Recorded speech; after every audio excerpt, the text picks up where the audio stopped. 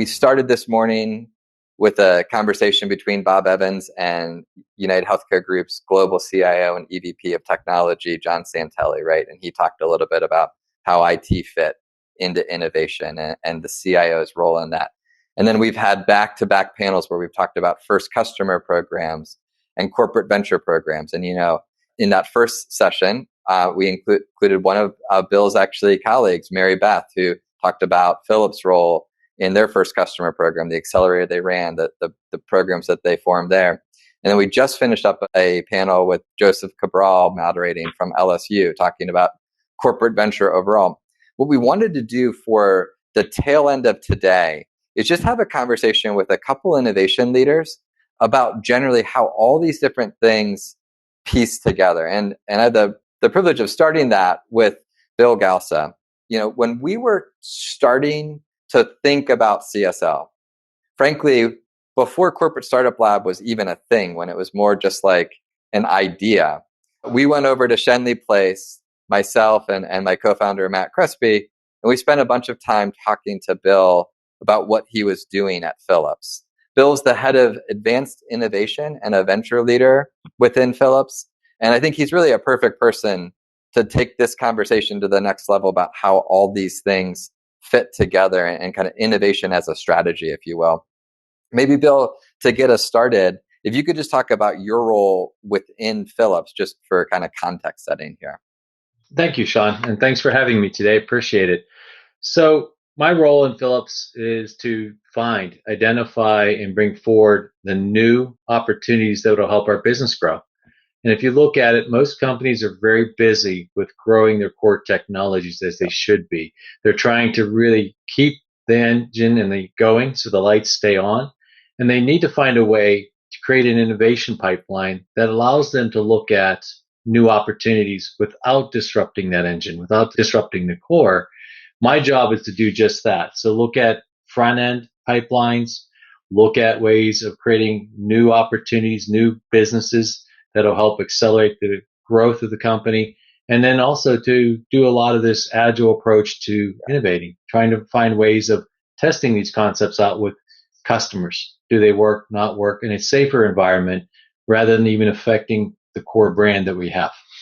Yeah, that's awesome. And so maybe to make this real, you've launched like multiple of these kind of ventures inside of Philips, right? From inception to product release.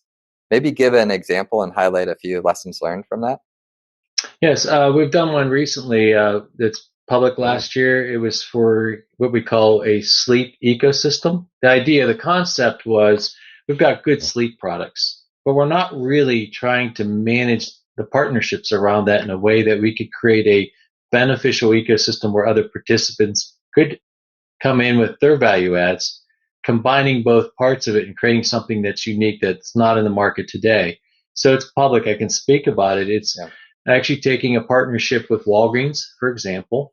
And if you go to their Find Care Now site, you'll see there's a whole page on sleep and trying to diagnose or assess your own sleep stages to understand what's wrong with your sleep. Now, Walgreens is excellent at attracting people. They're great at bringing in customers, right? And we're very good at the assessment of sleep. We understand it well. We've been in that business for dozens of years, so we understand how to help people determine what's wrong. Blending those two together was a venture, trying to find a way we take the best of their capabilities and ours, marry together and build something. And that became the sleep ecosystem. When you think about it, it's really more of a digital therapeutics play than it is a core products play as well. We're taking software for tools for triaging, software tools for engagement and assessment, and tools at the back end of it to treat. For example, one of the tools used on that site is for treating insomnia. So it's a digital therapeutic for insomnia. So it's thinking new to world, new to business items, combining them with new partnerships and putting together one play that makes sense. That's an example of a venture that we started just recently. Yeah, I actually want to get to that, choosing to partner with Walgreens too, because I think actually that's one thing that your group does really well. But before we get to that, we actually already have our first question from the audience, and I will keep an eye on the questions here too. This actually ties into one of the things I had previewed to want to talk to you about, though, Bill. So this one is not out of left field. So Professor Sue Cohen from Pitt wants to know, what's the ideal skill set, traits, or experiences for someone to be a great fit for your group? I.e., who do you most want to hire to help incubate internally? Yeah, I'll answer that in two different ways, if you don't Sure. mind. One is skill set, experience, let's call it that. And the other is their drive, their desire, what they are as a behavioral or human. So we love people that are curious. We're looking for people who have a built-in curiosity and a drive to do things that nobody else wants to do. That's a piece of the background that we're looking for. And that's something you can't really look at a resume and Yeah. determine.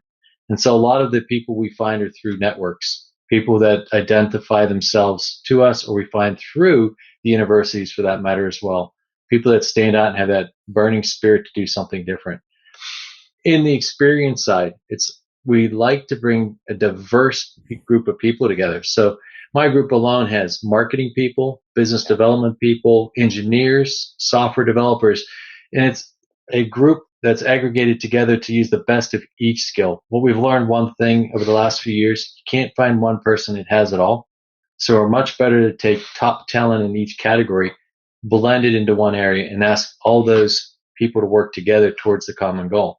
So that example I gave in the ecosystem, we needed people who could take and look ahead and say, what might a strategy be to work? At the same time, you're trying to build a software tool that's gray and fuzzy. Nobody knows what it is. So you had to have people that are inquisitive to go out and say, how could I do this? Is it possible? And if you look at the actual product itself that supported that, it's as good as doctors doing analysis in their office. And if you think about how controversial that is, even for a person to think about from the onset, it's interesting because most people would say that's too hard. How can you be better than human? Yeah. And the reality is that's what they had to build. So I look for that curiosity. The way we like to say it is these are the people that when everybody says, I'm looking for volunteers, when everybody steps backwards, these are the ones that actually step forward. They want to do more. Yeah. So I think this is, again, I mentioned this yesterday as well. This is an area that I'm really excited about CSL spending more energy on in the future, is thinking about these teams. How do you find the right teams? How do you put the right teams together? How do you identify and hire the right folks? Just a quick programming plug for next week's forum. Sorry to do a commercial in the middle of this conversation, Bill, but it fits perfectly here.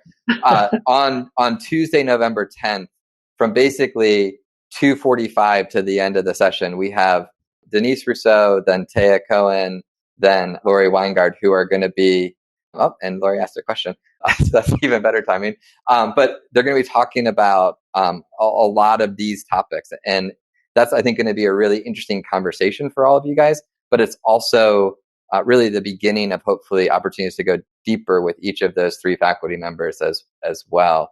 If I may, before you ask you this question, Sean, I think the other characteristic we like to do is we look for people that like to pivot, that like change. I know that's not a hiring skill that we put out there, but our team loves to celebrate a pivot. And that sounds a little crazy, but the more you pivot, the better the end outcome has been. We've learned that over history. And that is all about learning, adjusting, and keep building upon your learnings to come up with something that's better than you could have done with an initial launch. So I don't know if you'll cover this later with the other pieces, but MVPs and pivots. We look for people that really love to do that. Yep. So I do want to get to that. I do actually was literally going to ask the question Lori put into the chat, which makes me feel really good, actually. Because I think the other part of this that would be good for you to touch on is how you help this diverse team collaborate together, right? So like you put this diverse group together, but then how do you actually help them collaborate and work well together? Yeah, that's a great question. So one is, how do you unify the team? Let's start with that. So we do a lot in the charter development of the program. What are we aiming to build? Why are we aiming to build it? And what is the outcome we hope to achieve that the customer would delight in? So there's a large focus on what's the wow that we're going to do. We've learned that if you build that into the stream of consciousness and all the discussions, we're all going after the same goal. We want to do something that wows a customer, that delights a customer. That then starts to naturally build a trend for people to start trying to get to that ambition, trying to build out from their skill set, whether it's a business model or a software API tool or whatever, they're going to start to build out something that actually can hit the target of that requirement set. Now, if you notice, I avoided the traditional speak of charter requirements, specifications. We've learned that that's actually one of the worst things you could do in a venture style organization. It's still necessary, but if you focus too much on that, you miss the ambition and the goal. So I've been in startups over the years prior to being with Philips as well. And you always have to have the passion. And the only way you can build the passion, we've learned, is you've got to have a benefit you're delivering that everybody believes in. And that's how it unifies the team. Now, inside operationally, we use agile methodology, even in our research, even in our marketing plans. And that's another way to unify people, because they start to realize it's okay. I've learned something that conflicts with what I thought when I started. It's okay to move to a new angle, move to a new direction. And that methodology, if you keep playing it, starts to build a synergy. People want to hear what someone else has learned, so they now know what to do differently. And so there's another way of trying to build the common thread. Interesting. Let's pivot a little bit to talk about how you pick the ideas to work on, because as you said, you've got this kind of large top of funnel ideas, right? And I think the art of picking is important. I know that's one of the things I've learned as a VC, and I think as part of what you're doing is almost acting like the VC for it's not the only thing you're doing, but you're also kind of acting as like the VC for the internal ideas inside Philips. And so I'm curious how you think about picking which projects to focus on and spreading resources across those different ventures that you're evaluating. It's funny, you and I have never talked about this. So to be fair, we actually run pitch days, just like a VC does. So we'll start with that. All ideas have their time to actually come in and pitch, because some of our best products have come out of ideas that came from left field. We didn't know they even were possible. But once we have the pitch day, we're looking for what might create a business impact, because a lot of pitches are ideas, and ideas take a long journey sometimes to form through maturity into something that's a concept that I can actually develop. So we look for two types of ideas. One that is going to be impactful. So I could take something longer term that has a higher impact if it's worthy of the investment, just like VC would. Yeah. Or I look for something that may not be so impactful long term, but it has an immediate impact near term. So we start to do that filtering. But on all ideas, and I think it is rather unique to our group, we look at a quad. And the quad is really an assessment. One of the assessment angles is, does it clinically work? Technically would be the second one. Is it technically feasible? And then third is market, and fourth is business. And this is important because we've learned a lot of our groups have skipped a step. And we come up with things like, I would love to cure cancer is my typical example, but technically I don't know how to do it. I could sink a lot of money into the clinical research side and never get to an end outcome. And because we're buried inside of a large company, we have to always constantly remember, I have to deliver an outcome. I have to grow a business. So we use the quads. And so we actually use a picture that I'd be happy to share with the team at any point, where we actually show where you stand on your quad, the assessment, self-assessment against those four directions, and how mature are you against those quads. I don't want to see something on day one that says I'm done. That obviously is a flag that there's something wrong. So you want to look at, are they growing in the right uniform direction? So no one angle is maturing without the other three following along.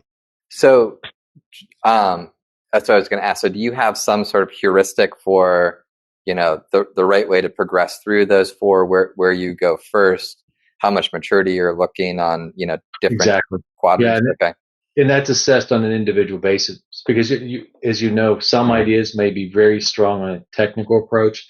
If I'm trying to use a wearable to do something nice for a customer, wearables are out there. I may need to look further into, can the wearable do it, but it may be more about adoption and use by the individual. So we'll go more to the marketing side.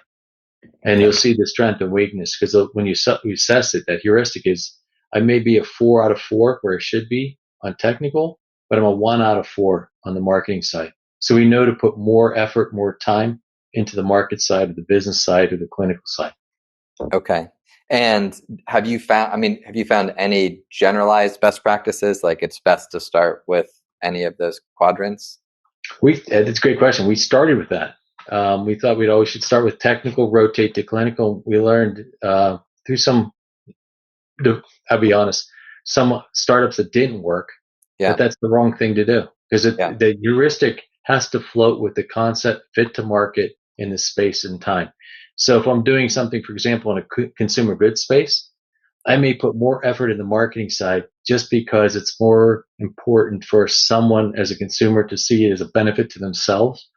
Whereas if I'm in the clinical side, thinking doctors, I may put more in the clinical side. And if I put too much in the marketing side, I may miss. The doctor never sees it as part of their workflow. Therefore, why would they bother with it in the first place? So we've had our misses, and learning from that, we don't start with one quadrant anymore. Interesting. Yeah, I mean, as someone who does a lot of software and marketplace investments, right? We sort of cling to the heuristic, like most startups fail because they build something nobody wants. Given the kind of clinical medical device types of stuff that you guys do, it's in sort of a different heuristic. I think does make sense there in the sort of four quadrant Well, I think attacking. maybe what you're looking for, we do a lot on, is the value proposition. Right. Now, that we start with every case because we don't want to see a technology in search of a need. We Yeah. want to flip it around. We need to know that the need we're serving has a value that a customer really wants to put a weighting on, so they'll purchase it. Yeah. So the value prop that we always start there, which tends to sort some of this out, to be fair to you. What's your strengths, your weaknesses? What's the competition look like? All that plays into it. All right. Well, we could keep going here, but in the interest, I'm going to ask just for a quick answer to this. So you do a great job collaborating outside the walls of Philips as well. That means both with like university partners like us, but also things like the Walgreens partnership that you mentioned. How do you kind of help your team look for those collaboration opportunities? We celebrate the success of an external hire, then we celebrate the success of something that's grown organically. And it's really about innovation. I cannot innovate as well as the global effort can innovate faster. So if you look at it, my partners, my universities, let's take those. They'll bring skills to the table that I don't have. I'll take all the time to learn it. By the time I'm done, I'll miss. So we actually celebrate when someone does something on an external basis as a priority because that's what we need to do. We need to be more global, more what we call open innovation and not playing lightly on that term. As you know, Sean, we do a lot of work with most of the universities worldwide, Yeah. large studies, efforts, and you can look it up in Australia with the CRCs, large sponsors. And because we bring other ideas to the table, other ways of innovating, we get there faster. Yeah, that's perfect. Well, we're basically out of time. What we like to do for these keynotes, and again, Bill, thanks for the time. I could have kept going there. What we like to do for these keynotes is share the graphical facilitated notes at the end. So, Leah, if you can turn your camera back on and show the notes that we took here, and then again, we will package these up and share this with all attendees afterwards, so you can see again we had a pretty active. Considering how quick that was, Bill, we got a lot of notes out of that. So lots of stuff for our attendees. People do have more questions. Bill, is there a way that they can connect with you on LinkedIn or anything like that that you would recommend to stay in touch with you? Absolutely. Go through LinkedIn. I'll even give Great. you my number right now. It's 724-244-8588. Call me. I'm very accessible. All right. Awesome. Thanks, Bill. All right. Thanks, All guys. right.